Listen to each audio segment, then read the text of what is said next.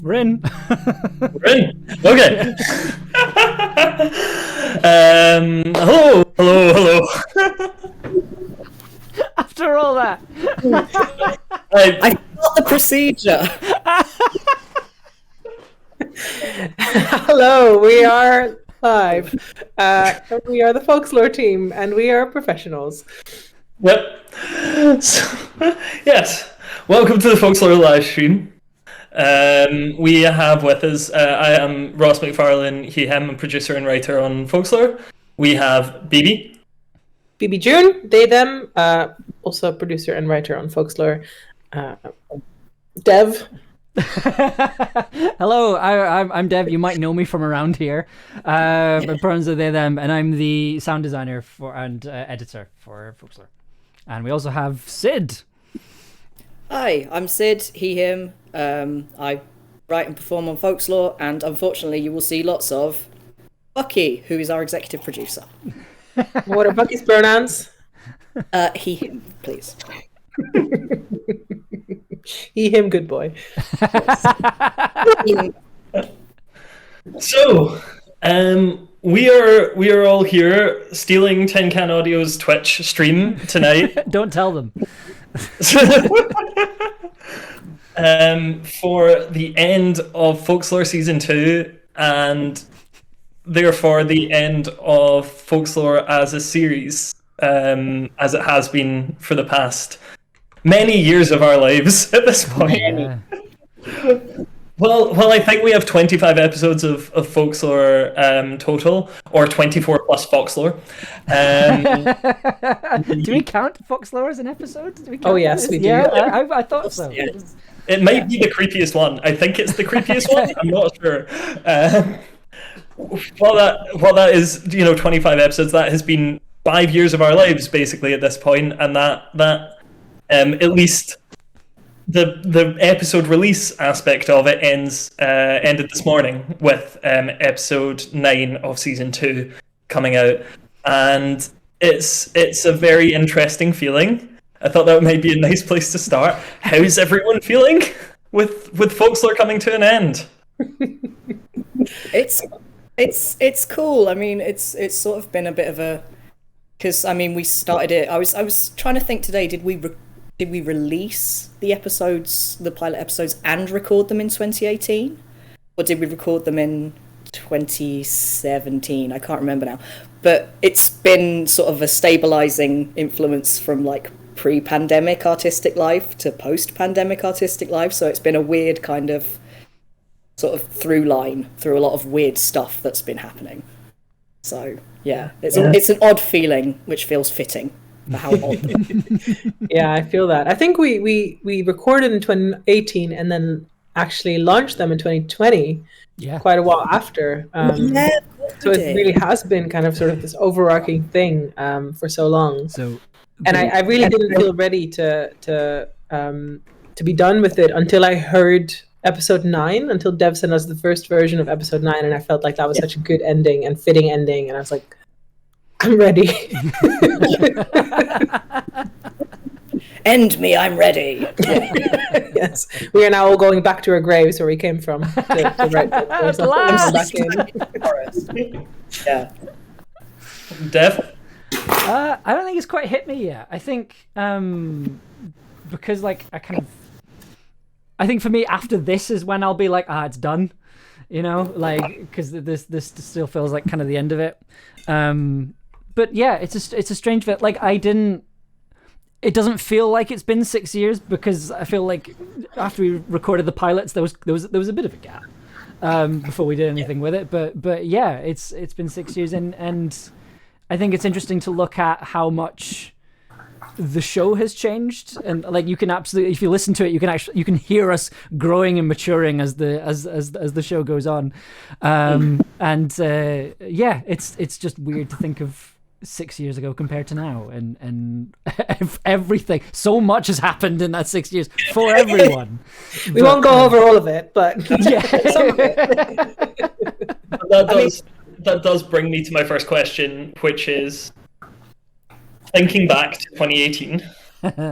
Like the concept comes to you, however it comes to you, of Folxlore and of getting involved in an audio drama or working with a bunch of ne'er-do-well poets. What is it you were feeling about queer horror and audio drama back then, and kind of how has that changed now that we've been doing it for a while? I guess I'll take that one first then. I have always declared, I think, on different streams and panels that I've done, that I'm not actually that into horror, mostly because I'm very, very easily scared. That's definitely changed. I definitely listen to and watch a lot more horror now than I used to. But I wasn't entirely. I wanted to write horror, and especially initially, it was going to be. We were all writing one episode to do this pilot series, and we didn't know where it was going to go. So I thought that would be a really fun thing to try out. And now most of what I write is horror. So that's been a big change. I've learned a lot from exploring the horror genre, exploring queer horror.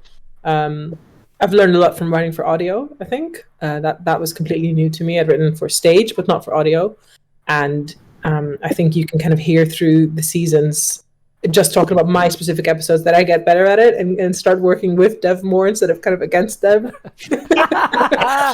just being like, I wrote something, add sound to it. The eternal battle between... And they always said great, obviously. The scripts are like, Dev, do something. Dev, do the thing. This is, do the thing you do. Put it in the box. Yeah. The magic. But yeah, so that's been a massive. At the time, it just felt like something really interesting to explore, and now Folxlore feels like such a central part of what I've been doing and have been wanting to do as well. It's been such a large focus, and I've loved that. Yeah, I think like picking up on what you said, because I think it's interesting because I think we came to it from like almost opposite places, because I have always been a massive horror fan. I've always been really, really into horror, horror audio fiction, horror movies, horror literature, like everything. And so I came into it from a point of view of being really like familiar with genre tropes and wanting to, play around with that and everything, but also having never done anything to do with like structured theatre or, writing a script for performance or anything. Like, I mean, I met all of you through the Glasgow spoken word scene, and I mean, if anybody has ever seen me perform, I have to read off paper because I can't memorize things. So I'd never done like proper, like theatre and all that kind of stuff. So writing something that was going to be received as a whole without having like a physical presence to it, I think was really interesting, especially when it comes to doing horror, because you can do so much with the sound design and the audio and everything, which I had not thought of. And then Dev comes in like a wizard and is like, well, actually, what if we, So, yeah, but that's where I was when we started. I was very like, oh, we're going to do horror. And then everyone else is like, but also it's poems. And I'm like, oh, really? Oh, okay. Let's do that then. Dev, how have you adjusted? That's a really interesting question. Become desensitized, I think, is one way to put it. Well, no, like I think I've said this a lot, but the thing that I love about this show and this series in particular is that you really don't know what you're gonna get in terms of pitches. Like there's been, I feel like whenever I get to talk about being creative with sound design, I'm always talking about Folxlore. It's always about like, well, yeah, like I was at a meetup in London last year, or near London, sorry, and there was a workshop where they were talking about like, yeah, so this idea wouldn't work in audio drama, and I sort of went, I viewed that as a challenge rather than like a thing. So, and I think a lot of that came from Folxlore. I think Folxlore's it's kind of very much been like, oh, you can more or less do anything. Like, I mean, we've had ideas for this show that were like entirely visual, like, and we've managed to make it work, which is great. And also, I think from a horror perspective, I think I've always really loved horror, but I don't think I've ever been kind of brave enough to make any. I've kind of been, I like to describe the things I do as horror adjacent. Like, they have horror elements, but they're not horror on their own. So it was nice to do something that was straight horror, or rather not. It's the opposite of that, right? It's not that at all. But just horror then. And then I like how it's kind of gone from that and then to the last season where there's still elements of that, but it gets a lot softer and a lot happier. And I've always really loved that as well. There's always been that joyous, hopeful side to this series as well, which I really love. Yeah. I genuinely don't think, at least personally, I don't think I even realize. I know we put you through a lot, but I don't. For me, none of the ideas we've ever had have been like, that's unheard of. And for you, it must be like every time we have a meeting, you're like, oh no, they're going at it again. They're doing it again. And I'm like, what about this? This sounds great. And yeah, you keep saying it's like, oh, it's like impossible. And I'm like, not for you, Dev. Not for you. Hang on. I don't think I've ever said that's impossible. No, I don't think I've you've ever never said it that. to us. You never have. But You just leave out the directions we give you occasionally, and rightfully so. I will say there are some amazing like sound directions in the scripts for this series in particular. Like there's even a point where they just say sorry, Dev. And I'm like, I was going to ask, does any of them stick in your memory? Is there one that you're like, I can't, like, just what was anyone thinking who, like, because we edit these scripts as well. Like, you know, they're written by someone, they're edited, they're rewritten, there's a process, and then it gets to you, and you must look at some of it and go, how did multiple people look at this? And still get to be saying this. I think the only time where I was like, was genuinely the intros and the outros for this season. There was a point where it just said exorcism.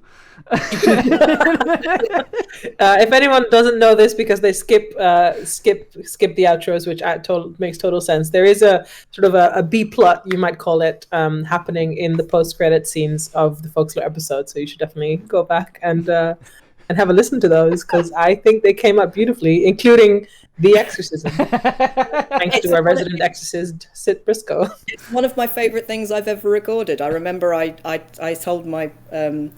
after we recorded it, I was on my friend group chat and I was going, oh, I'm sad because we finished the podcast and blah, blah. But we recorded this really interesting thing. And they were like, really? And then listened to it and they were like, yeah, that's you. That's good fun. Yeah, it was one of those recording moments where, like, both me and BB just immediately took out our phones and just held them up, being like, we need this. We need, like, the video of this as well. Like, we just... The video is up on our Tumblr and our Twitter as well, if anyone wants to witness Sid Briscoe in full glory. Yeah, but my favourite bit of that, which didn't make the video, was the fact that the line delivery happens, and then there's, like, a pause, and then Dev goes... well, it's only a bit, Matt Berry. Like, really disdainfully. And I was like, all right, I've done my best. That was said with love. It was said with love, yes, but it did make me laugh. Okay, so I think that is a good point to move on to talk about season 2 in a bit more depth. So that is our main plan for today. We're going to go through kind of and try and pull out some of the weird and interesting creative choices and some of those decisions throughout each episode of season 2, starting off with episode 1. I really should have the episode names like just sitting here. I want to say Escape. That's not right. I also can't remember what it is though, so Yeah. I just know it's not Escape. But when we were Stuck. It's called Stuck. Yes. The thing is, when we were making them, we had working titles that we used, and so we all got used to the working titles. And then obviously there's like actual things that we made that have meaning, but in our brains there's still not quite like matched up. Yeah. So yes, it's Stuck. Stuck. Yeah. So feels very me because it's I wrote it and I also am the main voice actor in it, which is maybe sort of a Tommy Wiseau style episode. But that's not always a bad thing, because The Room is a piece of brilliancy. yeah. Yeah, which is like, it is the question that I've got here to kind of prompt our discussion is, like, a couple of years ago, a wonderful writer on audio drama wrote a piece on experimental fiction, which I am trying to remember the name of, experimental audio fiction, for the Bella Collective, and it included a section on folklore and the aspect of folklore that is entirely fictional in one sense and very metaphorically based in lived experience of the writers. Yeah. And me and BB were talking about this a little bit, and like especially in relation to episode 1 of season 2, like how does that feel? That whole, like, that dichotomy of like, this is entirely like it is, but also. So this episode is definitely very something I wanted to write because I went through an experience with officially immigrating, I guess, into the UK after Brexit. I won't go into the actual conversation around that, but basically I'd already been living here for years and years and years and was allowed to do so, and then suddenly I had to prove that I did that and that I existed in this place and lived here, and for a visa, which I didn't need before that, which is a very specific immigrant experience that I think probably beyond this particular experience doesn't really exist to that extent. And because of that, I felt really, really weird and lonely, and a lot of the immigration narratives, I guess, didn't suit me quite, because and at the same time, it's also a very privileged immigrant experience, because it was fine in the end. It was very stressful, but it was fine. And a lot of what happened had more to do with me being queer and being poor as well, being working class, and what my life looked like because of those things that didn't fit into the traditional visa narrative. And so that's really what I wanted to focus on. How what was asked for in terms of how to prove your existence wasn't what I had done to exist. That sounds very, very vague, but I think I made it more stressful for myself because I felt like I couldn't prove my existence, or like I felt really invalidated in my existence. And that's not to say that I made it stressful for me and it wasn't actually stressful at all, but there was definitely an element of there were barriers in my head because of things I have experienced due to being queer and due to being working class that really exacerbated that whole situation. And so that's really the focus of that episode, which obviously goes really well with the theme of claustrophobia that is sort of central to this episode. And it felt really nice in a way to write that, but also at the same time, there is something about when you fictionalize a story. Obviously, you have to fictionalize a story, and obviously, you have to really kill your darlings. And your darlings in this sense are your own experiences, which is almost worse. And so I find it almost easier to kind of start over and just take the emotional core of the experience that you're writing about and going from there than to try and mimic too much what you went through. And so that's definitely something I have done a lot and actually have found really difficult to then go, okay, but what am I leaving out? Like, what details am I not going to write? Because they all feel so important to your experience. And for this story, I think I did a really good job at not doing that and just going for the emotional core of, and that's why I left it quite vague in the episode as well, what Juniper's story actually is. There are details hidden in it, but there's no exposition. There was no place for exposition in the script either, and I wanted to keep it very central to just the fear and the feeling of being stuck and the claustrophobia and the trying to get out.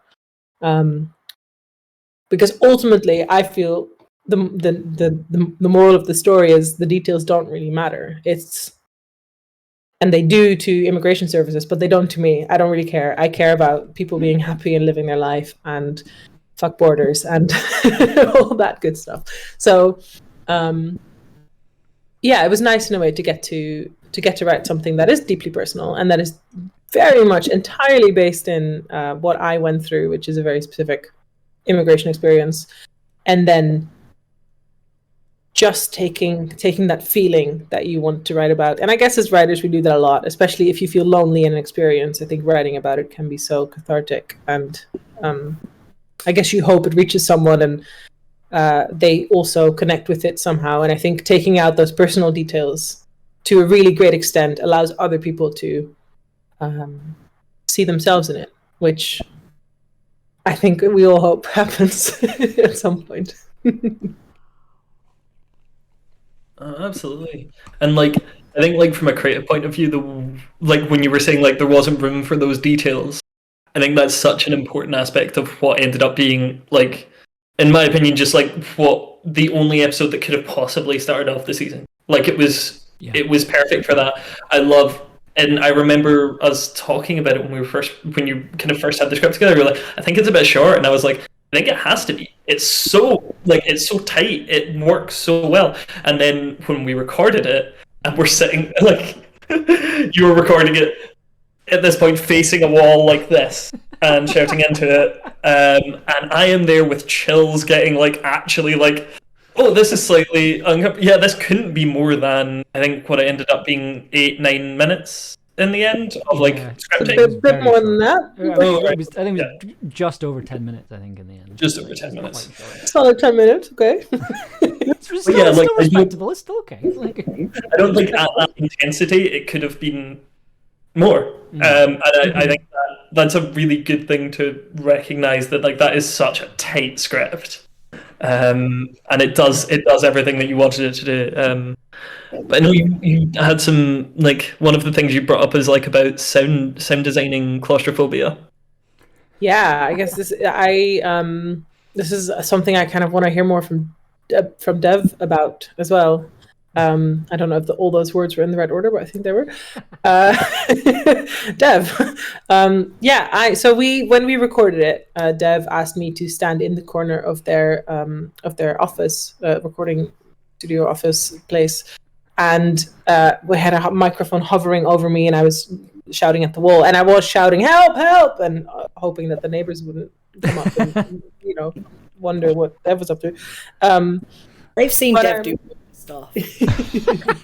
And I think that was a really great decision, and the sound quality of that came out really beautifully and does convey that feeling of being stuck in the way that Juniper is. But I'm also wondering about what other things you did to sound design an episode about claustrophobia and being stuck, and ultimately very low on tricks, on bits you can add in. I guess it's very I mean, limited. I think I think a lot of the raw sound was really good. Like the microphone was pointed at the wall, so you were getting the reflections, which made everything sound very, very quite closed in, and like having that really, really small reverb and reflection just meant that you kind of got that vibe straight away. And I think all I really did to it was I kind of upped the lower frequencies on it to make it sound even closer, and then added like a really, really I found a preset on one of my reverbs called Box Vox. And I'm like, all right, and then that kind of added just a little bit of extra, like a little extra bounce to it. So there was this feeling of being very closed in, but also there was like lots of depth above and below, which I think really, really helped and sounded really, really good. One thing I'm really glad we did was that that BB that we got you to like hit the wall and like do all the movements and the kind of struggling and up against the wall, because that just came out sounding just fantastic. Like absolute, like I didn't really have to do anything to those sounds, even though the kind of main sound you can hear is like a sheet bit of plastic on the back of my wall that I use as a notice board, and that's the main sound you hear. But yeah, I think in terms of like I think with something like this, and I know there's a kind of a lot in the chat talking about this, you don't ever want to go like too far with it. Like I didn't want to make it like panic inducing, so it was just trying to find where the balance was, and kind of going, okay, like it sounds like scary, but it's not too oppressive, if that makes sense. It's still listenable, which I think is not something I've always adhered to with Folxlore. This series, I thought, right, let's actually make this good. But yeah, I kind of agree with Ross. I think this was the only episode that could have opened the season. Like it's such a strong opener. It's such a big opener, and dives in with the kind of nightmare almost straight away, which I absolutely adore. Like I love this episode. I think it's a fantastic opening. I'm really happy with how it came out, and I was very uncertain in the beginning because I did voice acting for my own episode, and I also played up a Dutch accent a little bit for it, and I played in general a lot more with accents in this season, but very like mildly, because I'm not great at accents. But I wanted to kind of branch out there, and so I played up a natural Dutch accent. and I really dislike hearing that in my own voice, while also acknowledging that that's a personal dislike that comes from years of living in an English speaking country where you're singled out as an immigrant for having an accent. And so listening back to it, I was very nervous about that I would hate it, despite Dev's beautiful work, that I would still hate it. But actually, when I listened to it the first time, I was just a little bit emotional listening back to it, and having something come to life that well, from concept to writing to voice acting to then hearing it and being like, yes, that's exactly is better than I could have imagined, really. So yeah, very, very happy with it. Thank you, Dev, for my little present. Thank you for giving me the opportunity. This is a fantastic. I'm going to say this for every episode. I'm going to say this is a fantastic episode to work on, which is true. But like, yeah, the sound design is only can only ever be as good as the right. No, that's not true. Sorry. Sorry, I started saying that and realised that that's not 100% true. But for this series, it is. For this series, the reason why the sound design was so good and was so creative was that it came from the scripts came from a very creative place. And I think having a creative script and having creative performers also leads to very creative sound design. So that's what I should have said. I like that you corrected yourself there. It's definitely Okay. We should definitely move on to the next one. I just wanted to add, this goes for the season on a whole, just because we talked about this being the opener. We'll talk about it more later, but one of the main themes of this season was time, queer time being all weird. And we ended up with placing our episodes in chronological order, and they span about 2 years of time in the building. And so it worked out really well that this episode was also the first chronologically, and then also that was just such a beautiful coincidence that they happened to both be true for this episode, that it was the best opening episode and the first one that happens time-wise in the building. Yeah.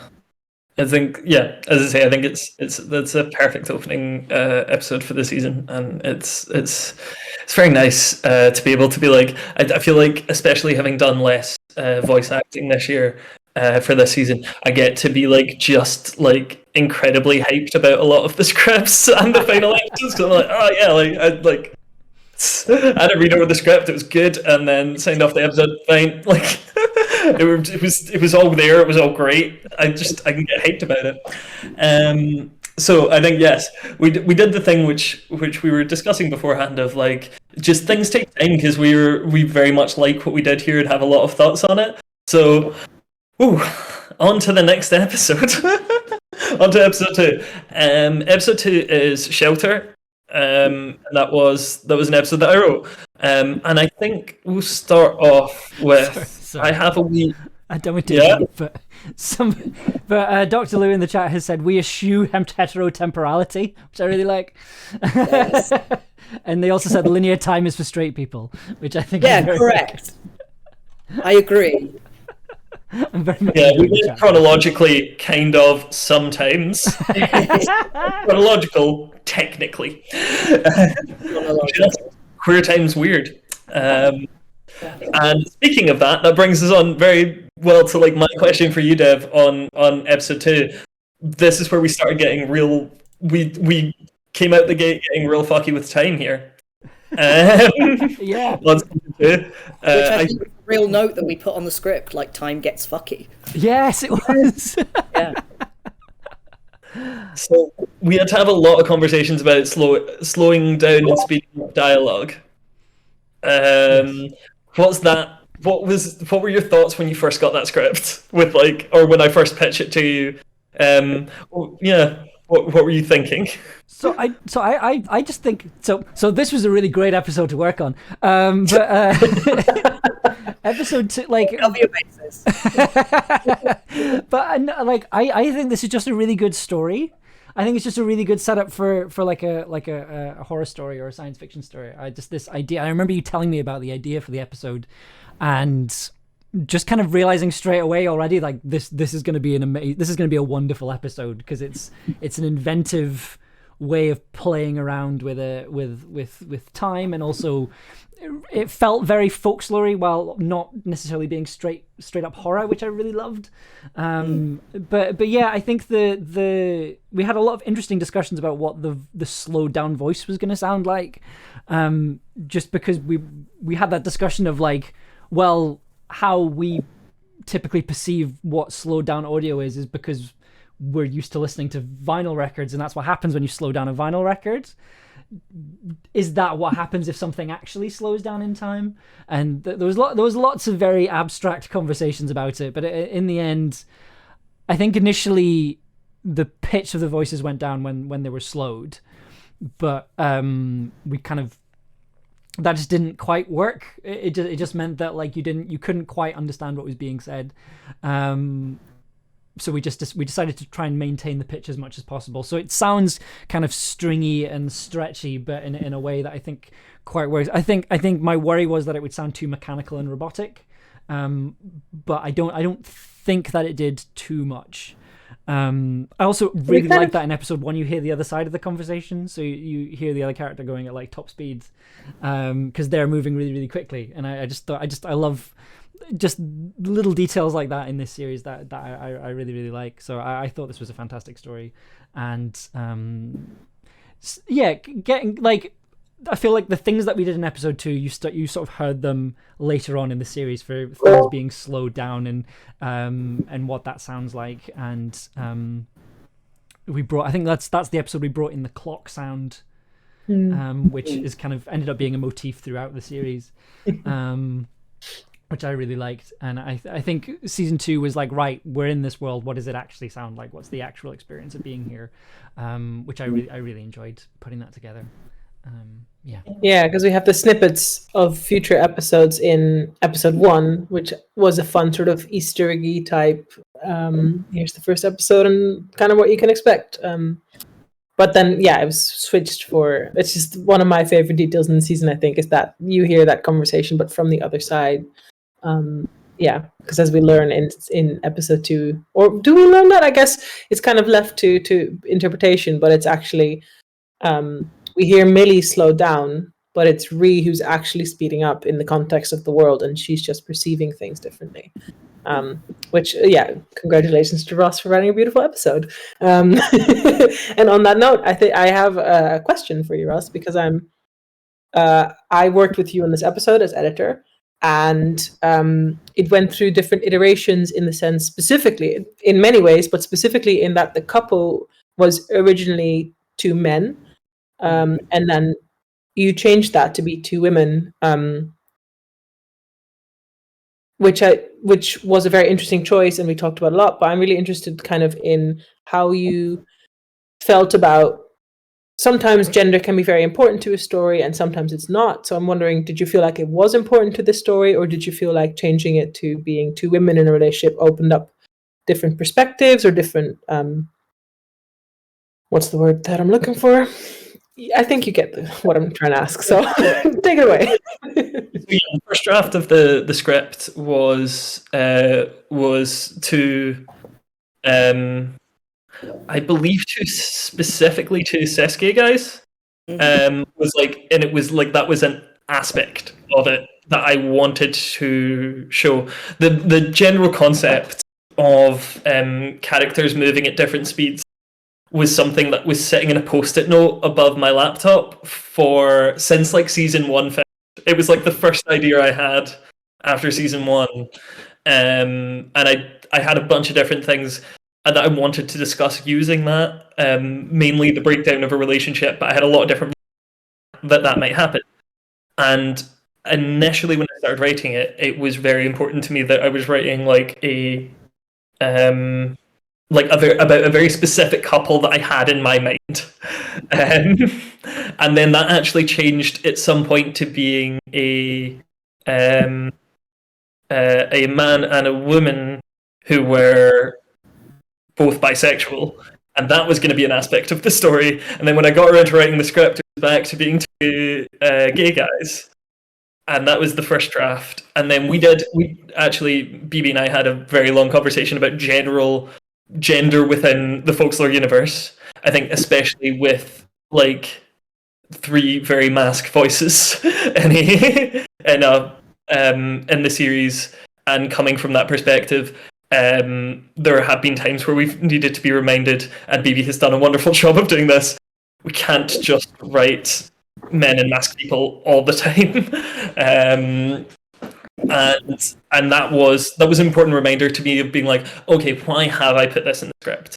What opportunities does it afford me to mess around with that and make it something different? And I actually, as obviously not a femme person or woman, do not have the experience of being in that kind of relationship. I have seen it in friends and kind of seen aspects of it. And actually, there was something about Rhea and Millie's story that more chimed with that experience once I started writing it. And actually, it did help in the redrafting, which I was very happy that this season I had a lot more time to redraft my script. and redrafting that one in particular felt so good. Like it, the initial script bears very little resemblance to what ended up being the final script. I think the first scene is the same, and that's kind of it.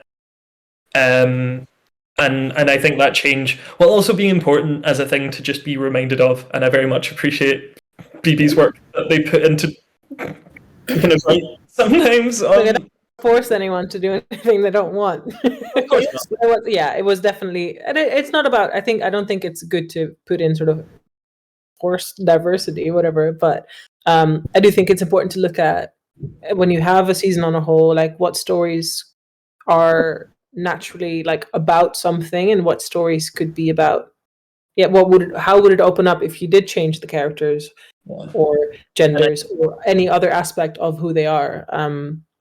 And this one, I think, it fitted really well, and I really like who these characters became, also with help from the voice actors. It's our first ever episode, I think, that is voiced solely by voice actors from outside our group, which was just a complete luxury that we could do that this year, which is great. Sid, what were you saying? Sorry. I was just going to say, I think talking we've previously spoken about the queer experience of time. Obviously, we're going to get to it. But one of the things I think particularly you did really well on this script was look at a relationship with a bit of like an age gap experience, and how that's sometimes like quite a queer thing, you know, that we see quite often in people living at different speeds because they're at different stages in life and stuff, which I also think comes up later as well. So, but yeah, I think the combination of the audio and the writing and the looking at the outside from an experience that you haven't actually had, I think was really interesting. So yeah, I think it worked really well, basically, is all I wanted to say. Yeah.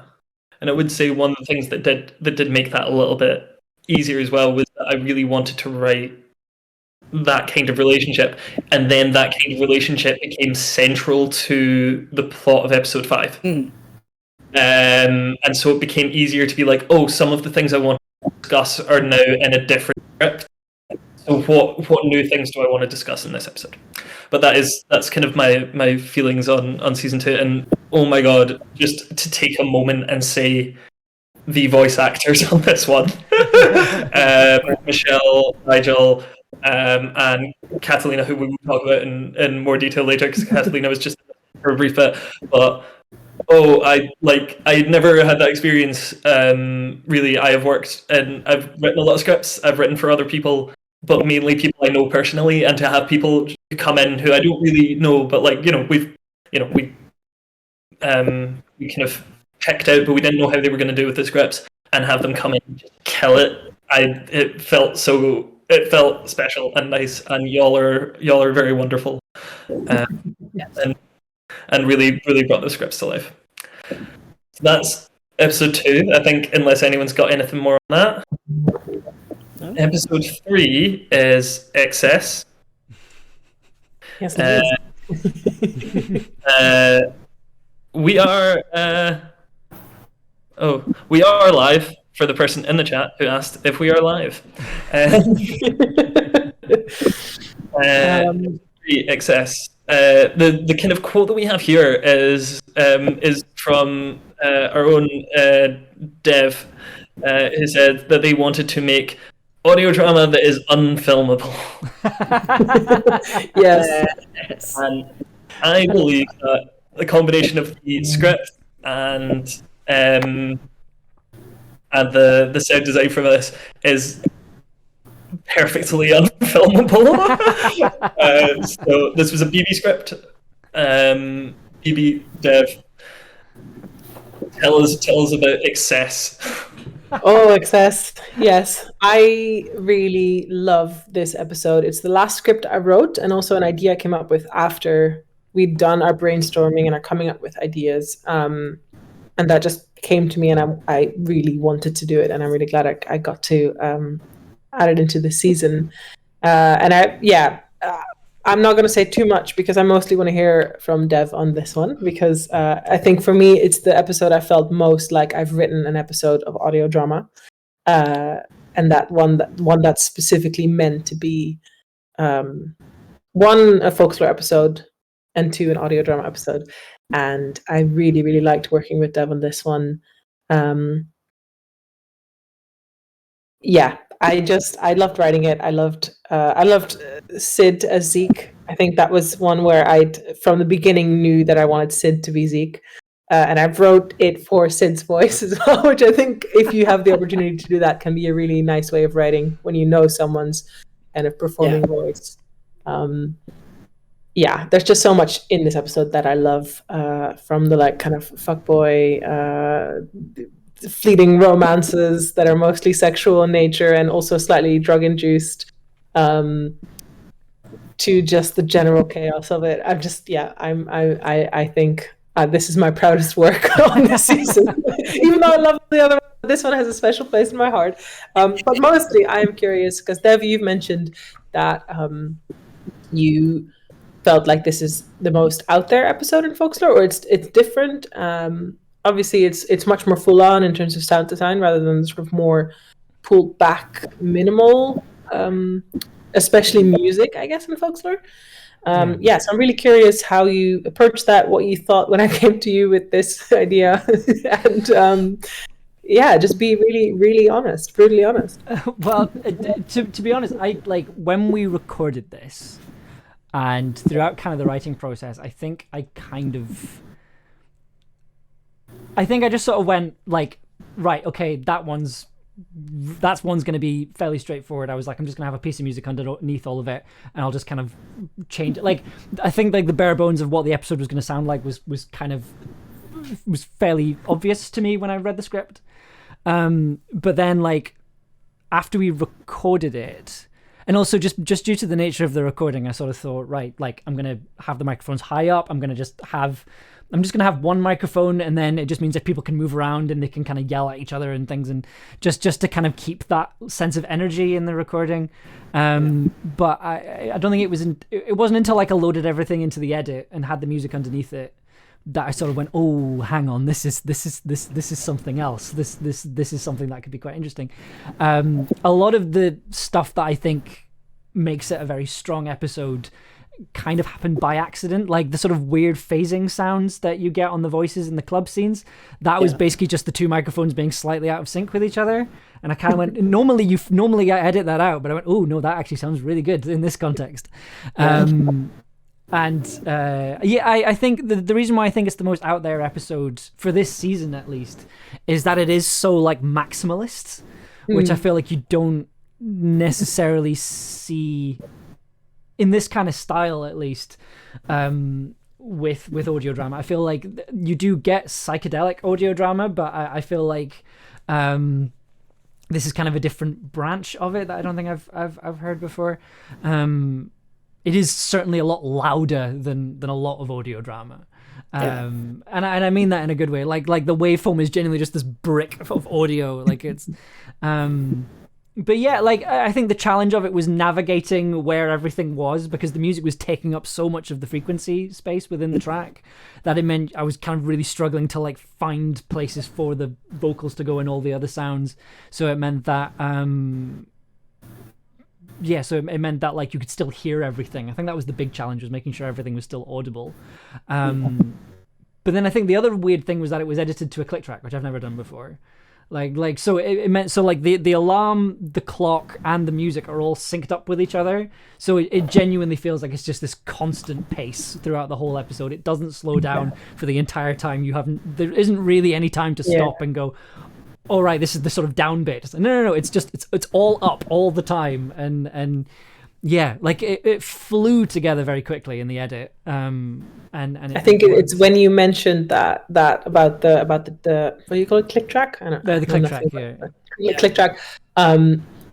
When you mentioned you were doing that, that's when I felt like it was going to be. I haven't heard it yet, but I just knew it was going to be good because I had this sort of idea of uniformity in. It's an episode about excess. I want it to sound loud. I want it to be just so uniform in that it's one experience of excess. And I think you going with that idea of it being this constant. I was like, yes, you've heard the brief. You inhaled the brief. Not taking the drug thing going, but you smoked up the brief, and it's inside you. No, but it was just. I feel like we really kind of mind melded on this one, and same with the performances from specifically from Sid and Ross as well. Like there was just such energy in the performances. Ross pulled out this beautiful fuckboy that I've never seen from him before. I remember when Ross did a specific take. It's when he leaves in the morning. He fucks off in the morning, and Zeke is really pathetic about it. And Ross pulled out this like, "Don't be weird," like, "Oh, I'm just going." And I remember when we recorded it and got that specific take and stopped, and I was like, It's the first time I've ever been like fully disdainful of Ross, where I was like, disgusting, how dare you, like, exactly. It's just such an opposite from like what Ross is like as a person. I was like, no, it was great. I feel that. Yeah, absolutely. It worked really beautifully, and I'm really happy that you all wanted to come on that journey with me and make something really cool because like I said, I'm really, really proud of this episode overall. It was great. Before we move on, I think like I want to take a moment. BB did a fantastic job voice acting in that episode as well. Like just the delivery of "I feel like absolute fucking death" was so like, it's so like you can feel it. You can feel the redness of the eyes. Like it's like it's just you can feel the tired. It was just like that last scene. The second last scene is fantastic, and like I barely had to do any editing to it. I just let it run, which is always a wonderful thing. But yeah, like all three of you, the voice acting in this one was incredible. Like fantastic, very, very, very. It was a fun character to get to play. That's. I specifically remember we had great fun doing the argument bit back and forth. That was really, really fun. Because usually, it's not like you record in isolation, but because you had the microphone up top and we were sort of like next to each other, it was a really kind of dynamic experience to do live. Yeah, so it was really interesting from a VA point of view. Yeah, it was really enjoyable. You sort of forget the hope was that you would forget the microphone was there. Yeah. Which is kind of what you want from voice actors all the time, like because just putting a microphone in front of someone, they instantly do a different voice or they like temper their volume or whatever, and I didn't want that at all. I was like, just yell, be loud, like. Music. Was that just a concept, or did we do that? Did we end up doing that? That was something I wanted to do. I'm not sure. I can't remember if we did that. We tried it. We tried it and it didn't work. I think that's what it was. Yeah, because you couldn't hear each other. It was a great idea, and we didn't do it. Remember that idea better than a lot of the actual recording sessions for when I bring blank after they're done. Anyway, I'm gonna gently pull us back together because I can see this devolve. Shall we quickly do episode 4 and then take a little break before we go into the second half of the season? Excellent idea. Episode 4 was our halfway point for the season as well, even though it's technically 9 episodes, and that's only episode 4, but maths and queers. So, episode 4 was halfway point, and we saw it as a bit of a resting point after what became quite an intense sort of first half. We wanted to have this quiet moment. It's the 1 year point into us being in the new universe that the second season is set in. And I kind of originated the idea for this episode because I wanted to do something that mimicked memorials, and specifically Trans Day of Remembrance, that are as a sort of ritual that I have attended many years in a row now, and that feels like a really central point of the year, but also at the same time remembrance as a very queer experience, grief as a very queer experience, but also in the context of this season.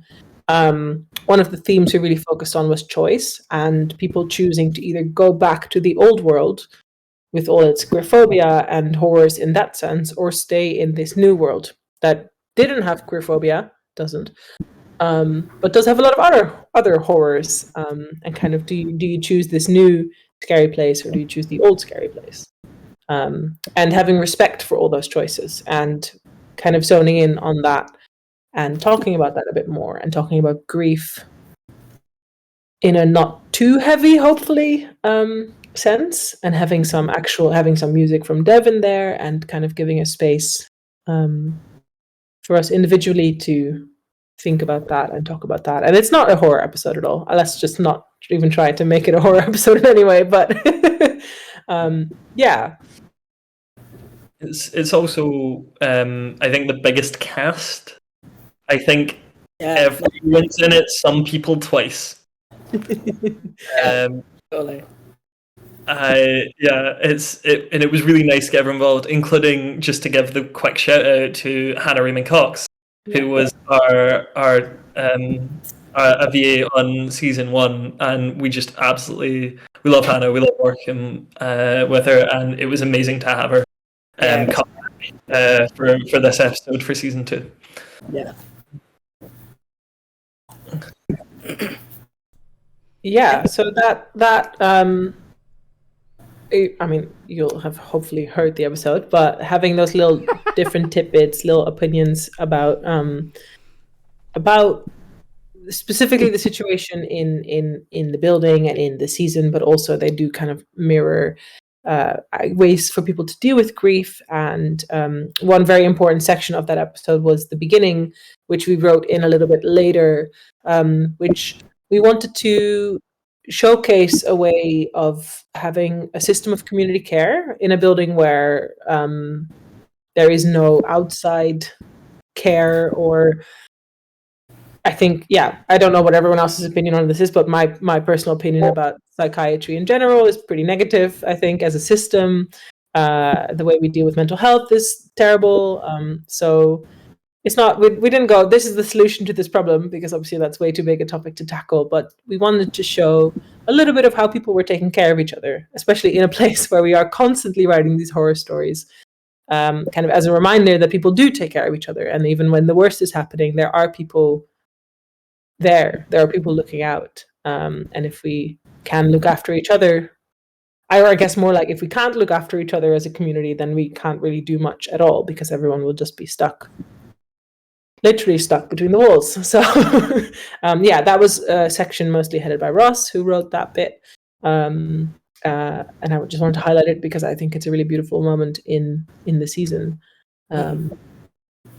I really enjoyed wanted just to highlight one of the bits that I thought was just fantastic in that episode was I think it's the first time that we've ever had just a bit of music on its own, but within the episode itself. So rather than, an intro and outro, or, running under some other dialogue, to just have a bit of music that Dev composed, just freestanding, I think was really interesting, because it gave the listener, because as you say, this is sort of this episode is our first moment of sort of respite that we've had from the beginning of the season, because everything's been quite, not exactly full on, but everything's had quite a lot of pace to it.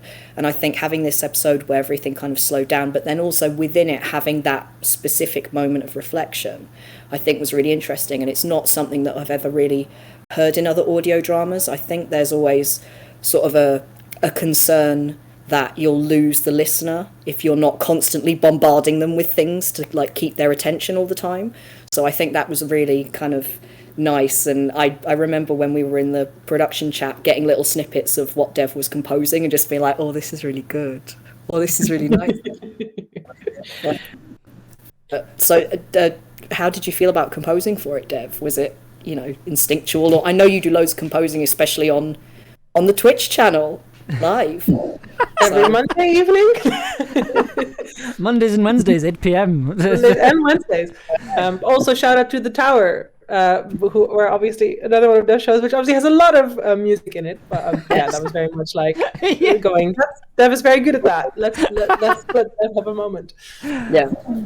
No, I was really looking forward to it. Like it was sort of not intimidating, but it was very much just like, oh god, I have to do a thing for this show.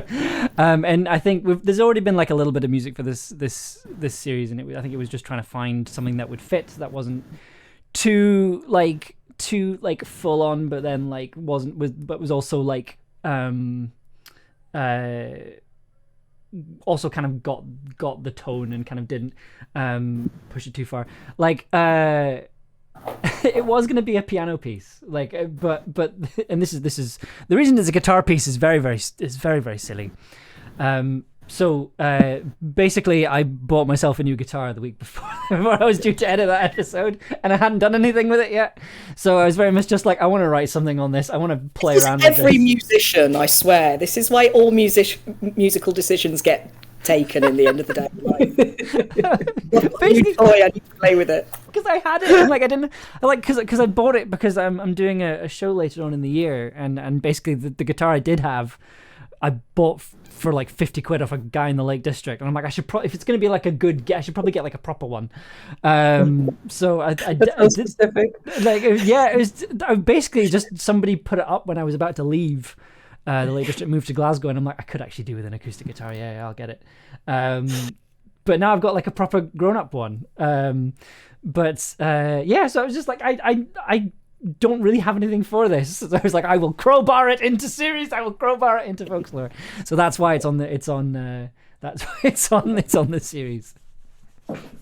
We also have in the chat from Dr. Lip, we have some recommendations for other shows that have some music, just music in them, which I thought was nice. So Woe Be Gone has done that. Liminal Lands, Desert Skies. So just thought I'd throw some recommendations out there for people to go listen to more audio drama. Because we all love audio drama.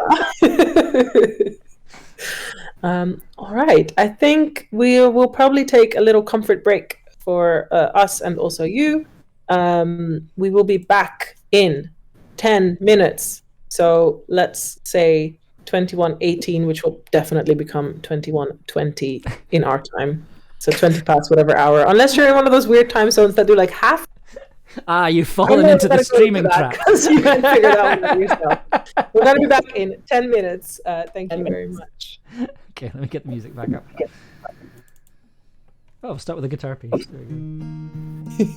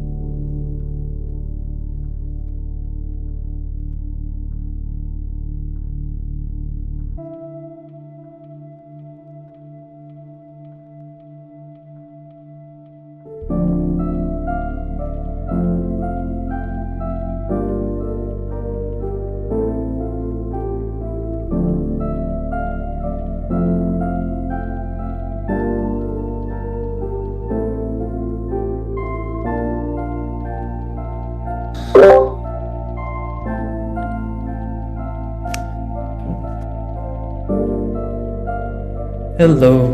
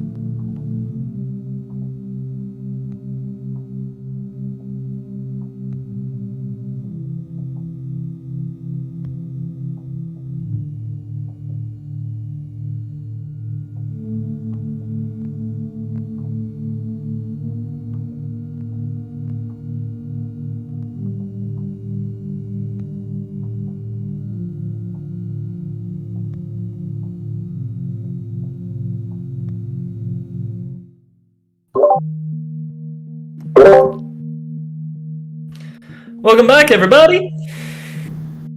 Yay! We're back. Yay.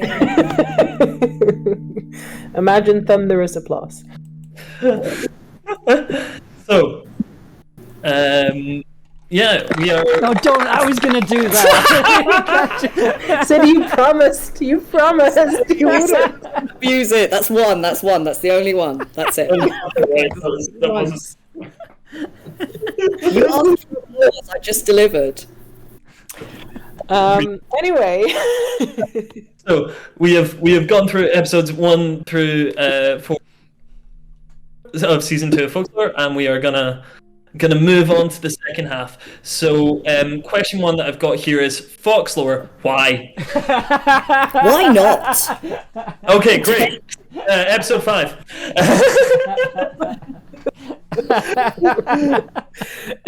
I'm still asking myself that question. It wasn't planned. Felt very. I'll take it. So, yes, we are running a little bit behind schedule to talk more about Folxlore, but yeah, I think we should move on to episode 5. Yes. Episode 5, Smut. Question here, why? Okay, Ross No, discovers no. fan fiction and we all suffer for it. Yeah, there is an aspect of weirdness in the fact that throughout this season, BB wrote the episode on hefty druggy nights, and I won't say who would have been better to write that episode. It just seems unfair. And then I wrote the episode on fanfic, and who'd be better to episode because it seems unfair. We all know, sir. It's fine. And then Sid wrote a romance, and I'm not gonna say who. Despite everything, I think Smut is mostly a beautiful episode about sort of burgeoning romance and sexuality and coming to terms with your own fears and anxieties and letting yourself live through that. But also Smut. So yeah, there's those are two sides of the same person sometimes. The front and the back, if you will. Some might say, Oh no, we're doing this now, aren't we? The top and the bottom. Oh, come on.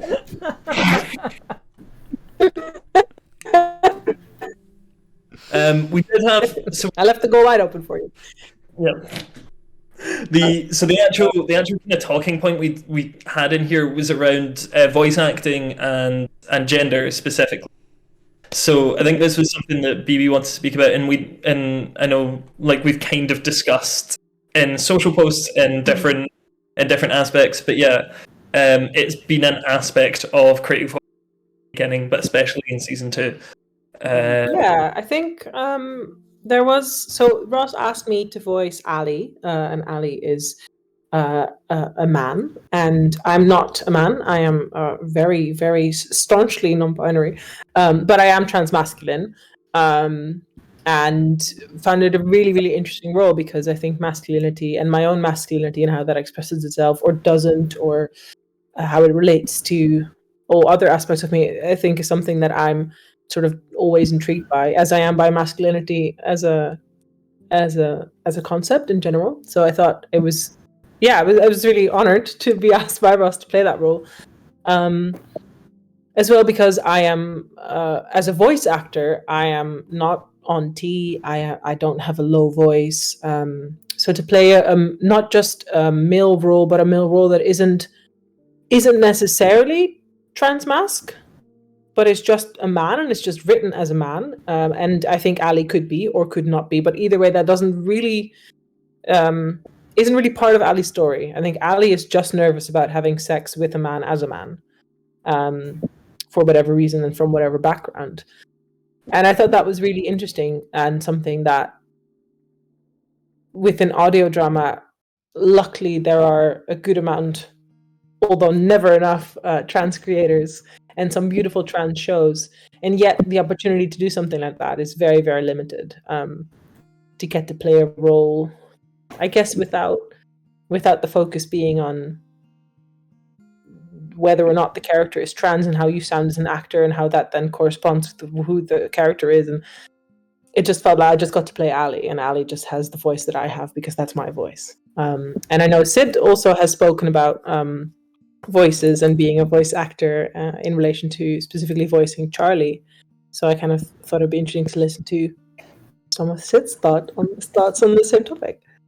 Yeah, I mean, I don't know if anybody's noticed, but my voice has changed since the beginning of the show. If you've been with us since the pilots and also season 1, in between recording season 1 and season 2, I finally got off an NHS waiting list onto a different NHS waiting list, but got off this specific one, and got on T, and my voice broke really, really quickly.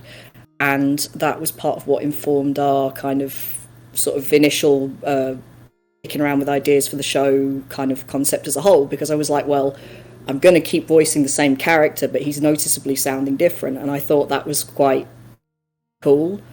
Like, I think it was a quote from like Laura Jane Grace from Against Me or something, who was like, I'm going to be singing the same songs and I'm going to sound different and I'm going to look different, but it's still me.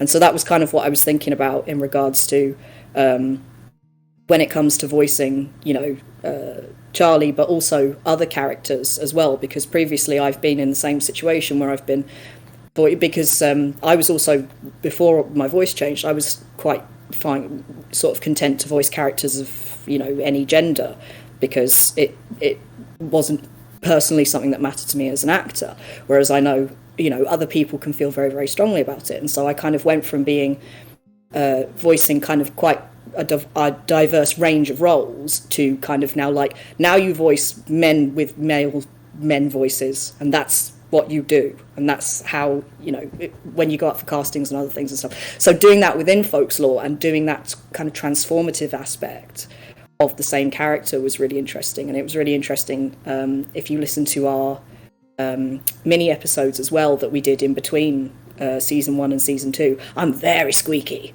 I did literally, my voice broke whilst doing this show. So it's kind of a cool, it's kind of like a little extra bit of queer spice in the mix to have that sort of background narrative running as well, in terms of like creating and also acting in the series. Yeah, it's a very unique sort of thing. You don't really get to do it twice. So, yeah.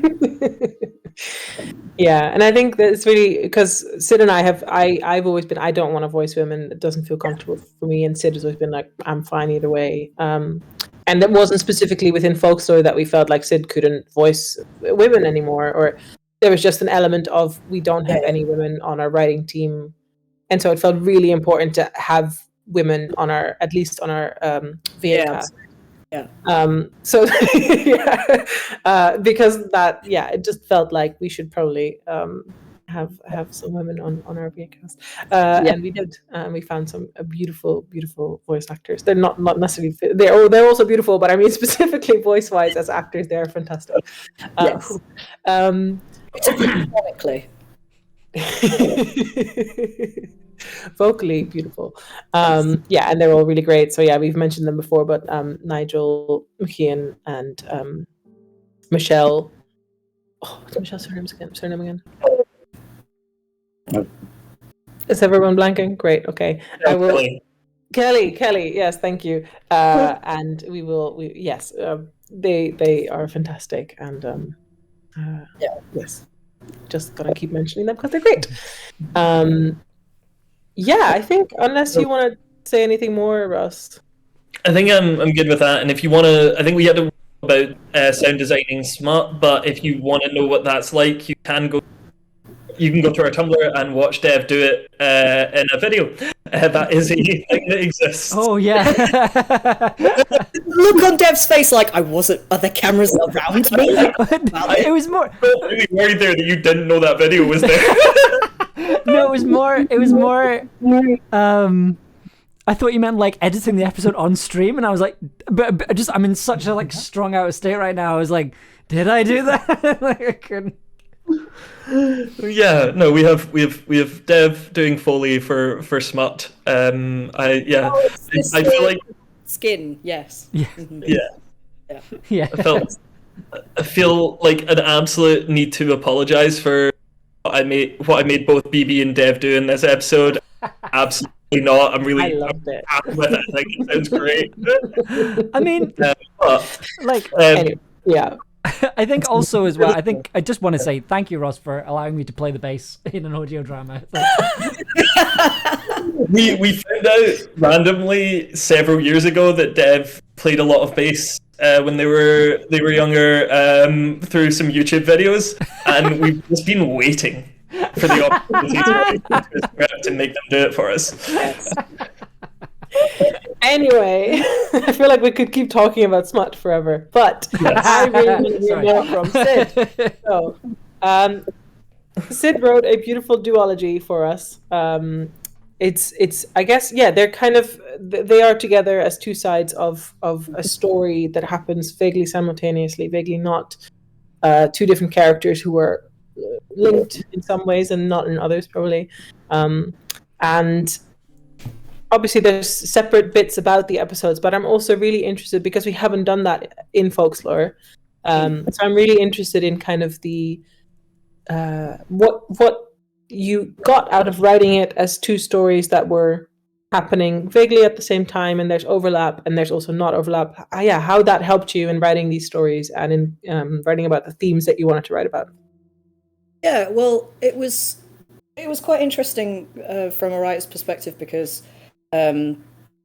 Not to go too far into it, but part of the reason why they're back to back is because whilst we were making this series, I had some quite serious health problems. And so it meant that my sense of time really changed because the amount of time that I could put into things and the amount of energy that I could parcel out into things really just completely changed overnight. And so it started to make more sense to have them go together.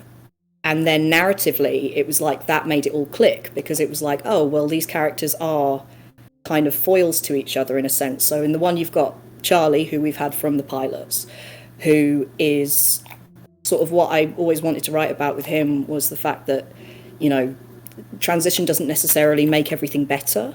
You're still you, and you're sort of more you than you were before, and that does improve some things, but in other aspects, it's just like, oh God, I'm still me. Like, I haven't managed to run away from who I am by, you know, changing a different part of me. And on the other side of things, you have the creature, who is sort of this very strange eternal being who is kind of almost not an idealized sort of idea of how an eldritch being might conceive of gender, but sort of a being out of time who kind of goes, why are you all so worried about this when it doesn't matter? And it's not gender that matters, it's the fact that gender matters to the people that it cares about that matters, which is, I think, an experience that quite a lot of, especially trans people, but also queer people, have from the cishet people in their lives. Where cishet people in their lives sort of go, well, I don't really understand what you're talking about, but it matters to you, so I'll care about it. You know, like I'll find a way to care about this because I don't know, I've never really questioned my gender, but if gender was a worry for you, then, you know. And so it was that kind of interesting way of conceiving as like Charlie as this sort of quite spiky but quite vulnerable sort of character, as opposed to the creature who's a very, very protective, almost to a fault sort of character. But yeah, they were interesting to kind of have back to back, because through the rest of the series we had some really nice little narrative threads kind of being picked up here and there, and while we had little bits of Charlie and the creature in the other episodes, it was kind of really interesting and different to have them be a 1-2 punch back together. I think they really work, especially if you do listen to them back to back. They do feel very kind of different but also cohesive as well, like sound design wise.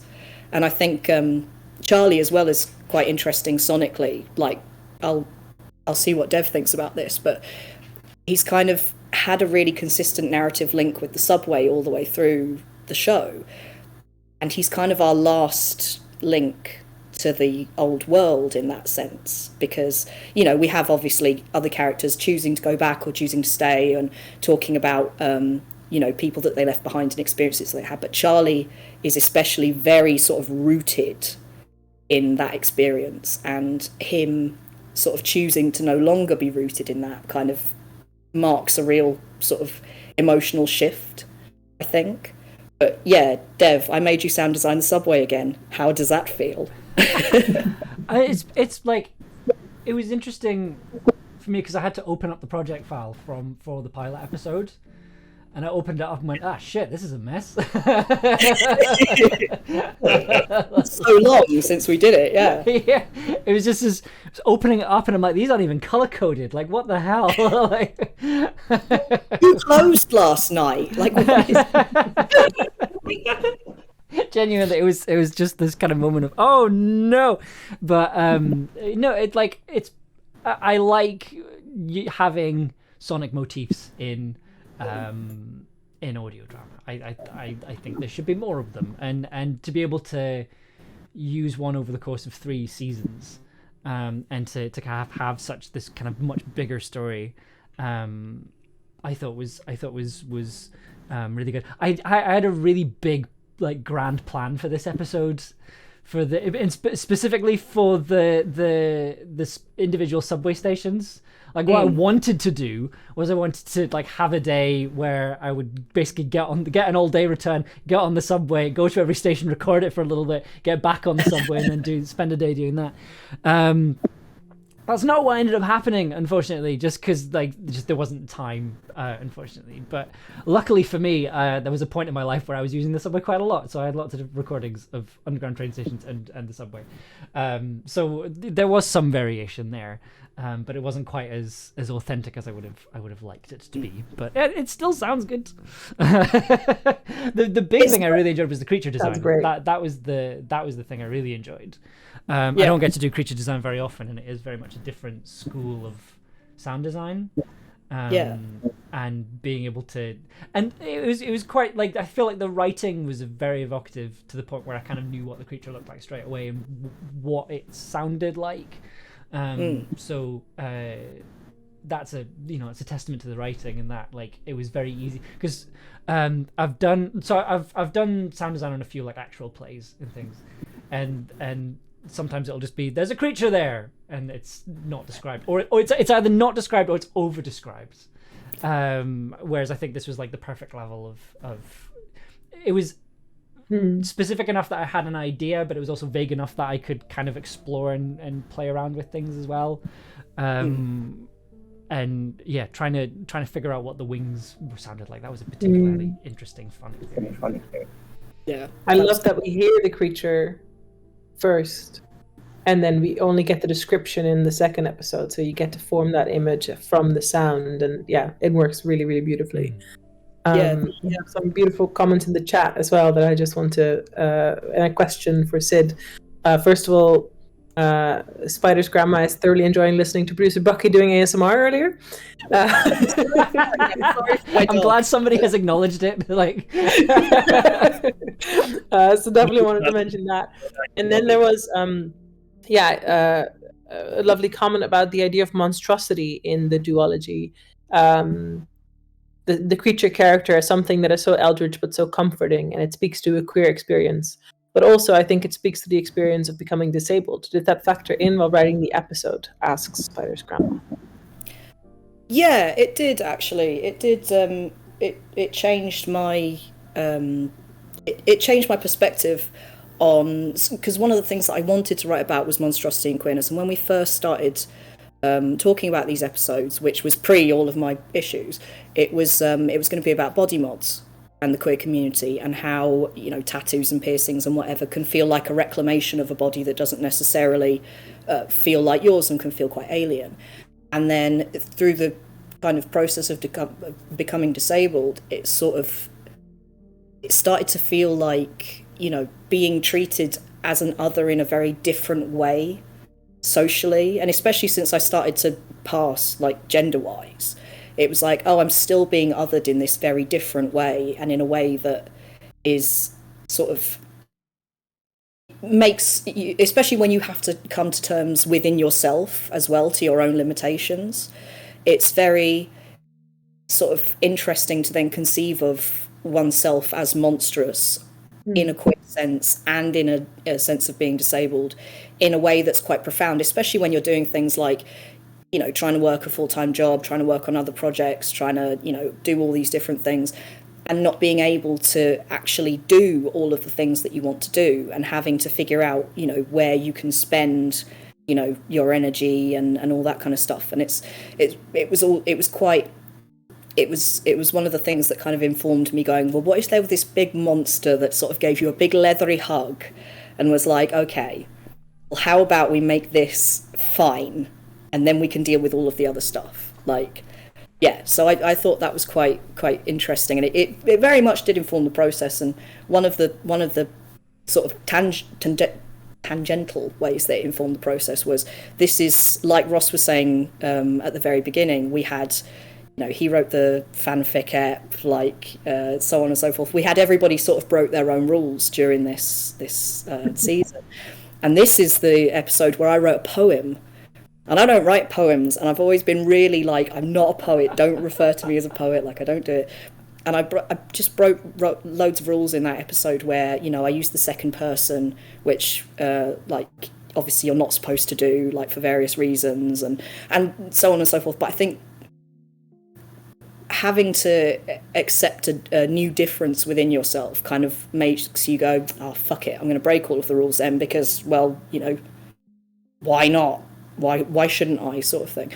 And then I think that's what made part of what made it work so well, because you had all this, like, fantastic sound design that brought this visual of the creature in, and then the creature comes in and is just really alien in terms of how they speak. So yeah, it very much did inform the process, basically, is what I'm kind of rambling about. Yeah. So. Yeah, absolutely. And there's something interesting there about, you write a lot of monologues. Yes. Charlie's episodes have always been very monologue-y. And in this scenario, we had Ross voice the creature, and Dev played around a lot with that voice. Yeah. And there's a lot of conversation about, like, slowness and making it listenable, but also having that alien quality. And I guess, as maybe a final question for Dev on these two episodes, and specifically sound designing monologues, which I can imagine, not being a sound designer, can be quite challenging. Tell us more about that. Yeah, and how you do it so well. The creature voice was an interesting challenge, because, I mean, but also the simple solutions are the best ones. You know, like for the creature voice, I've pitched Ross's voice down a whole tone, so it's 2 semitones. And I've got it running through something called a granulizer, which I also used on episode 3, where basically it splits the audio up into, like, tiny, like, microseconds, and then, like, changes the pitches of some of them, puts delay on them, kind of stutters them. It creates this interesting kind of strange effect. And then we had there was I can't remember if it was an actual discussion or if it was something that was written in the script, but there was this kind of note about having a difference between the creature's internal and external voice, which was really interesting. So I didn't change the speed of anything, like, because I that was the initial idea I think I had. But what I ended up doing instead was, for the external voice, there's the sound of I think it's a leopard. It's like a leopard growling underneath all the dialogue. But it was like taking one clip and just chopping it up so it was the right length underneath. So it's quite quiet, but that's also going through the granulizer. So you're getting this kind of very, like, it sounds a lot more alien out loud because you've just got this one extra sound that kind of adds a little bassiness to it as well. So like the actual design of the creature voice is surprisingly light for me. But I guess, yeah, I think monologues I find very difficult because I think they can be very difficult in that you don't really have a direction to go with. It's not like you don't really have a sense of place, you don't really have a sense of surrounding. But you know, since season 1, I've become a full-time audio editor, mostly working in non-fiction, where it's not scene based. It's very much basically what you're doing is you're putting in music and you're putting in sound effects underneath narration to kind of make it seem less long, because apparently non-fiction listeners don't have any patience. It's been like, this bit goes on for more than a minute and a half. Can we add some music to make it go along a bit faster? I'm like, oh, we could shorten it. All right. Anyway, that's a different stream, different conversation. But I think with this one in particular, these 2 episodes, the grounding of it was so strong, and the subject matter was so strong as well. Like we'll talk more about this with episode 9, but episode 9 I felt was kind of a similar thing. But episode 9 was harder because it was more abstract and it was more, here is a story, whereas 6 and 7 felt a lot more internal. And a lot more like sound designing a monologue for the tower, where it's just like there is this monologue is taking place within a setting, and then I got to kind of play around with that setting, like the idea of the creature, the opening of episode 6, where the creature kind of walks in and then takes off and flies around the space. Like that was always a very clear image in my head, and then it was just kind of going with that. And I think episode 7 was more difficult, but I think I ended up putting music in. I can't remember episode 7 off the top of my head. But yeah, I think I ended up using a lot more music for episode 7. Yeah, and just like mostly just we're going to have to step on just to make sure that we're not losing too much time to episode 8. Which was there was a biggie. We always knew it was going to be a biggie. This baby episode, and like specifically, I think deals with one of that has like probably one of the first conversations we ever had about Folxlore. We want bad queers. Yes, I think it was one of the first things we talked about. I think it's like Charlie is our resident bad queer. That is horrible. So much a part of episode 8, and there's a lot going on in episode 8. And Phoebe, do you want to? Yeah, episode 8. Yeah, was a very was one I really wanted to write, and a very scary episode to write. So we have Zara, who is a new character in season 2, who is Annie's partner. Annie from the pilot, being the baby from the pilots. Having grown up fully now, but being stuck in a sort of weird time thing where she is simultaneously 16, I think, and also she is actually 32, but kind of there's a weird half-time thing going on. And then we have her partner, Zara, who is a new character and who we see a lot throughout the season. And Zara has a different weird time thing going on in that she has been in this world for longer, this world where time doesn't really happen. And so, there was a lot around aging that isn't explicitly in there, but that I wanted to be in there. And there was a lot about Zara being a mother, a parent, having been a parent for 3 children when she was still in the old world before she came out as queer. and now being in this new world and feeling really motherly for a lot of the people which are a lot of young queers. We ended up writing a lot of young queers. There's definitely a lot more young queers, probably because a lot of the themes we talk about are around renting homes and not being financially stable, and these things that apply maybe a bit more to a slightly younger generation. We were young when we started this. Also that.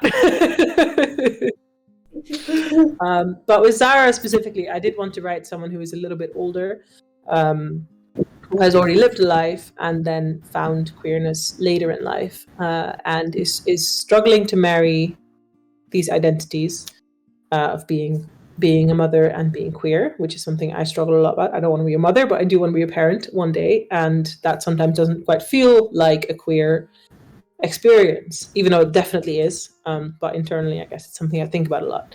And that has been a theme in Annie's story continuously, so it felt really nice to pull that full circle.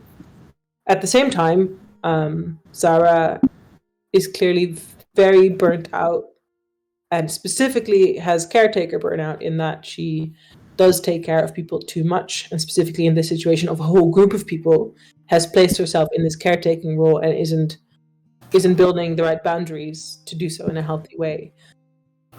We see Zara pop up throughout the season, which is something that I really wanted to do from a narrative aspect, to get to know Zara as this caring character throughout the season, and not question that role either. And a lot of that for me was around specifically femininity and how a lot of female queers, and specifically femme queers, are placed in a position of caring.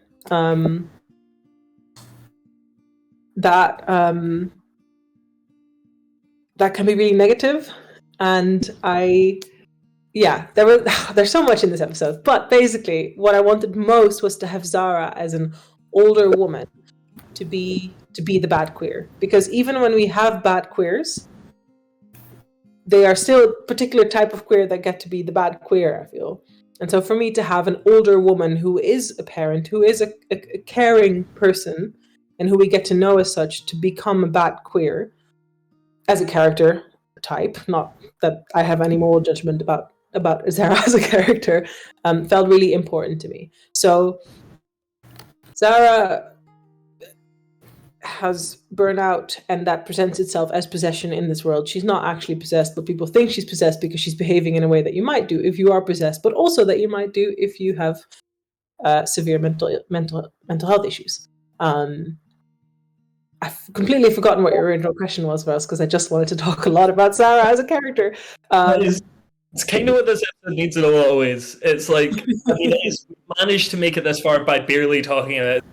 And Zara's wonderful, voice actor, Catalina Watt, just big shout out for their absolutely. work as Zara on almost every episode, I believe, is at least referenced in every episode, if not voiced in every episode. But yeah, episode 8 is a culmination of a lot of things and a lot of concepts right there at the end before we finish off, and it's, I think we can all agree, very painstakingly put together, and I mean that very literally. You put in a lot of work into this and it works.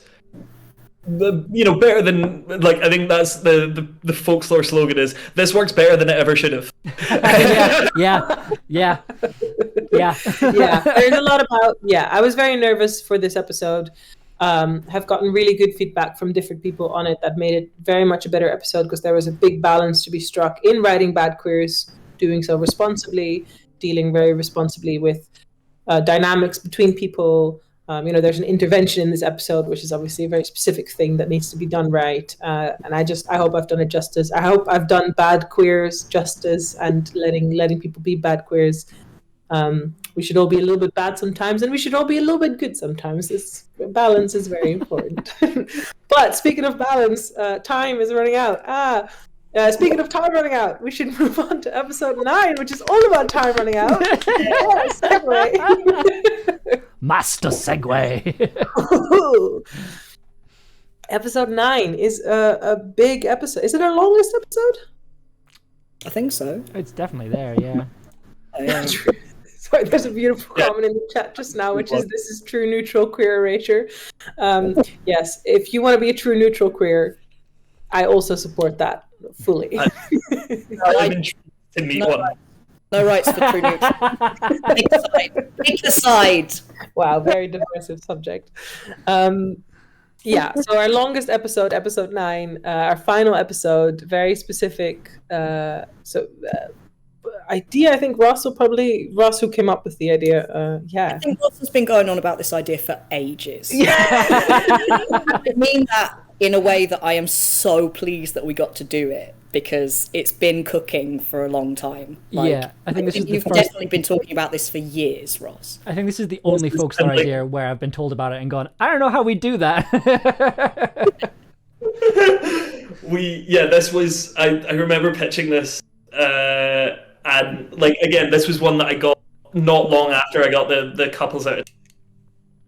And I was just like, right, we're doing time, let's go really weird. And up until earlier this week, when Dev sent through the first cut, I did not believe it was going to work. This is the paradigm episode for this works way better than it ever should. Maybe, I think we haven't really explained much about the episodes because we assume people have listened to them. But this episode maybe warrants a little bit of explaining, just because I don't think it's necessarily entirely clear what we're doing, even though I hope it narratively is clear what the episode is about. The initial concept was we want to go from the story of one person over 2 years, 2 months, 2 weeks, 2 days, 2 hours, 2 minutes, 2 seconds, with each of those periods of time being described in the same number of seconds. So at first we are doing 2 years over the course of I can't remember exactly. 3.5 minutes, I think. It was 3.5 minutes. So we had to describe 2 years in 3 minutes 30 seconds, and then by the end we are describing what happened in 2 seconds of time over the course of 3 minutes 30 seconds. So as you can see, it's an absolute miracle that Dev hasn't murdered us all. This episode, oh my god, I love it dearly, but also like the amount of like just stuff we had to do for this episode. Like, I'm very proud of it, but yeah, it was a lot this episode. I think this is the only time that we have in any way helped with dialogue editing. Yes. Or I guess it wasn't really dialogue, but we sat there and went, no, that pause can be like a millisecond shorter. Like, we can do it because this was a whole afternoon. To the point where whenever there was a pause, BB would start laughing. Dev, that pause is so long. You could park a bus in that pause. It was just... I love big weird time things, and I pitched this, and at every step of the way, my own fear of my own creation, I said we could just do it. Like, it's still a good story. The weird time thing. It's still a good story if we don't do the weird. And this is I think very paradigmatic of me and BB's creative relationship, is that I go, I mean, we could do this weird thing, and then they go, okay, let's give it a go, and then I go, but like, we don't have to be fair. You said it, you're doing it. Now we're doing it. Yeah, and I think it worked really, really well. I really loved this episode. I love the 3 narrators. We haven't done an episode like this. We wanted to do something different for the final episode to really give an ending to this anthology show, which, you know, an anthology doesn't necessarily come with a natural ending. So we thought we wanted to have the 3 narrators, and we really played into our natural voices and natural kind of how we are as voice actors, in that Sid got the snarky narrator, Ross got the apologetic narrator, and I got the factual narrator, which I think just fit really well. And it was a lot of fun to record. One, I think, interesting fact is that I think you can kind of hear it, but Ross had to stand further away from the microphone because his voice is so much louder than me and Sid. And we had to be like, Ross, can you just be a little bit quieter? Which is obviously really hard to do when you have a sort of, the three genders is another beautiful comment from the chat. Snarky. This is also the episode where I was made to walk past a microphone backwards and forwards saying, when you hear the 1 Mississippi, 2 Mississippi thing in the background, I did all of those 1 to 60 more than once, walking backwards and forwards past that microphone. And one time there was a squeaky step, and that went terribly wrong. Yeah. So. If there's one big lesson from this season that I've learned is that I know where all the squeaky floorboards are in my office. Yeah, I've now covered it over with a sofa, so it's. Yeah. There was one particular thing about this episode that I wanted to talk about with you all. I've gathered you here today for this conversation, and that is that we have this choice in the beginning. We very specifically go, if you want a happy ending, skip to this section, and then we have, I guess, an ambiguous last section of the episode that can be read either happy or bad, which plays a lot into bad endings and happy endings. And specifically within horror, I think there is a sort of an understanding that you're going to get a bad ending, and that's part of the genre. And you'd feel cheated almost if you have a happy ending. Whereas if you're watching a romance movie, you would feel really cheated if you got a bad ending. And so to me, this feels like the most folklore horror you could have gone, in that we acknowledge that there is a genre that we're sitting in, but we're also writing as queer people, and we do genuinely want to give people the option, especially when you are queer and bad endings are so prevalent, to go, even within horror, please have a choice. But then maybe it feels different to all of you of why we did that, because we never really talked about why we did it. So I'm kind of interested in hearing more about that and about genre and queerness. I think I'll just jump right in as the horror fan. I don't think necessarily that you're expecting a bad ending in horror, but I think traditionally speaking, either you're very much sitting in a bury your gays kind of situation, which I think was like the second thing we talked about when it came to conceiving of folklore, was like bad queers and we don't bury our gays. But I think also, like, especially because I mean, it's hard to write about like utopian queer futures living in the UK at the moment. Like, I won't go into it, but like you know. So I think while we were making this, we were quite conscious of like, we are writing in this universe where we are trying to give characters, you know, their happy endings, or at least their ambiguous endings, but also, as Ross was talking about that article earlier, we do write things that are quite metaphorically linked to the real world. And so I felt like this episode was a really interesting exercise in saying, well,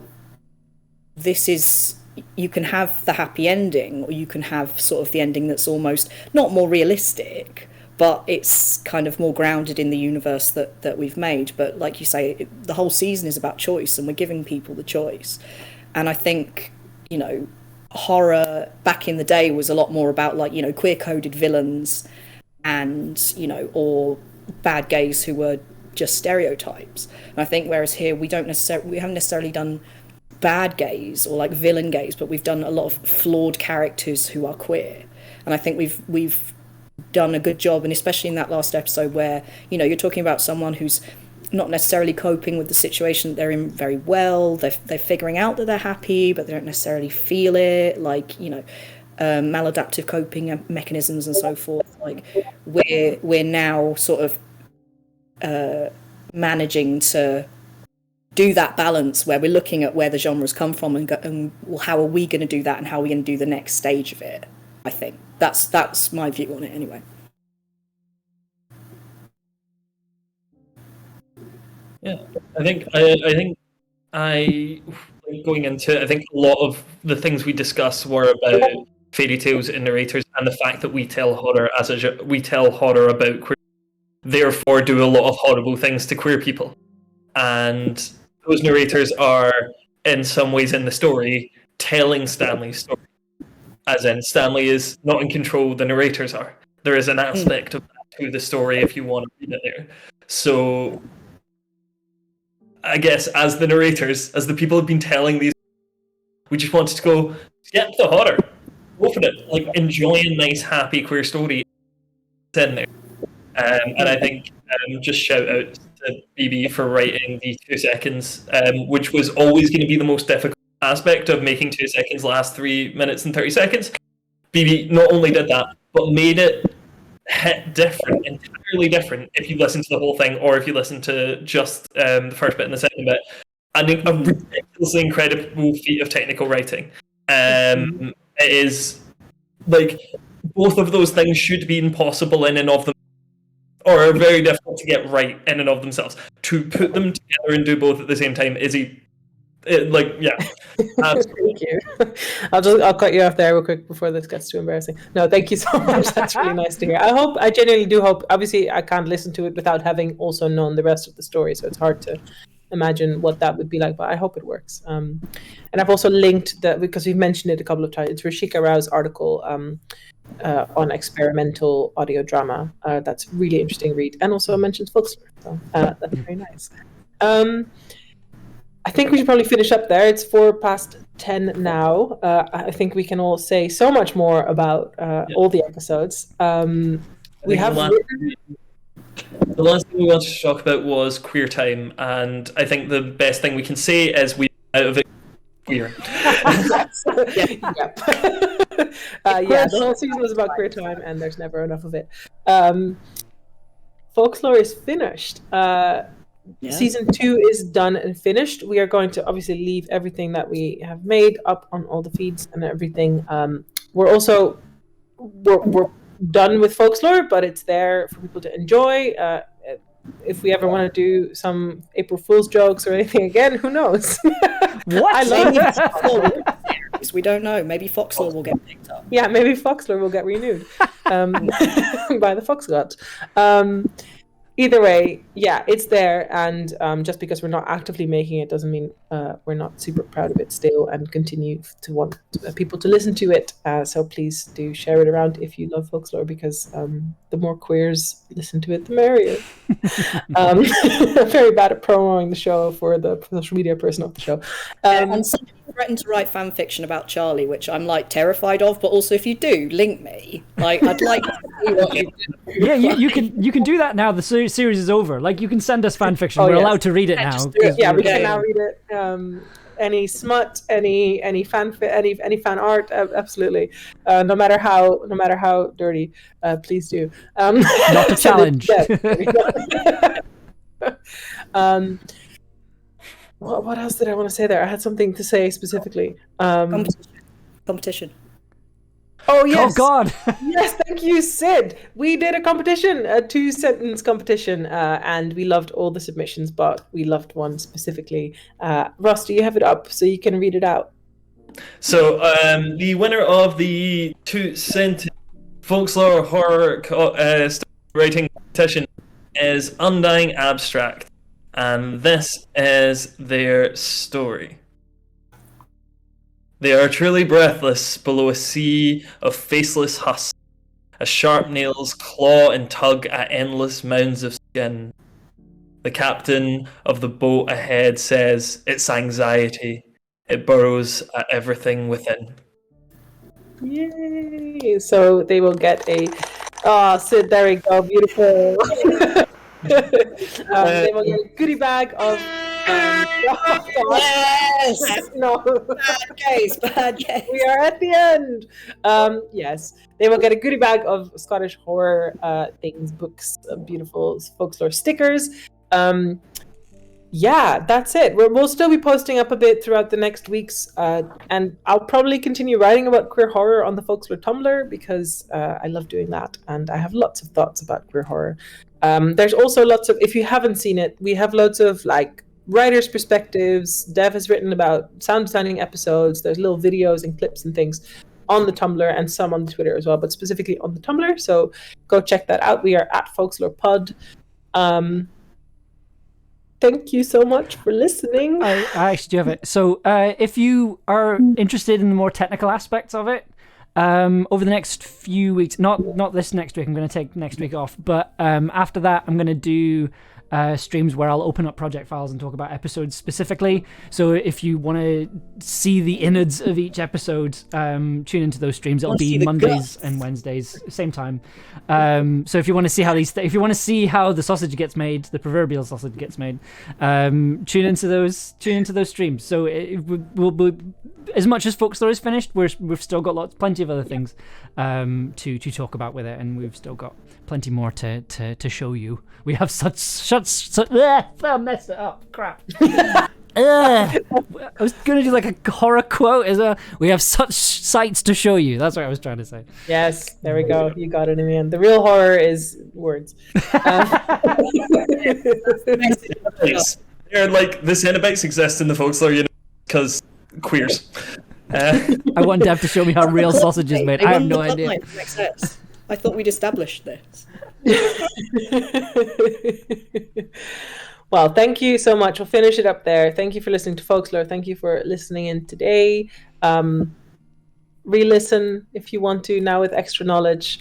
Go have a nice life. Please have really happy times, especially to all our queer fans out there, which is probably all our fans, because who else would listen to Folxlore? I don't know. Your fans in Hi, Neil. And our pal Neil. Thank you so much to our artist for the show, Jesse Hawk, who is a fantastic artist, has done all the art for Folxlore all throughout the seasons. Just want to make sure I mention them. You can hire them for your podcast. At Sir Hawk, I believe, on Twitter and Instagram. And a massive thank you to all our voice actors who have been so incredible and have really just shown us how it's done, because we don't know. So thank you. Thank you so much to Dev, who genuinely sent us a message once upon a blue moon to be like, hey, do you guys need a sound designer? Because it sounds like you're trying to do it all by yourself. And that probably said, oh God, thank you. So thank you to that. And thank God for that, is what I'm trying to say. Because Folxlore would not be what it is without Dev. Thank you. And thank you to my lovely co-writers, Ross and Sid. And have a lovely evening. Good night. Bye, everyone. Good night. Bye.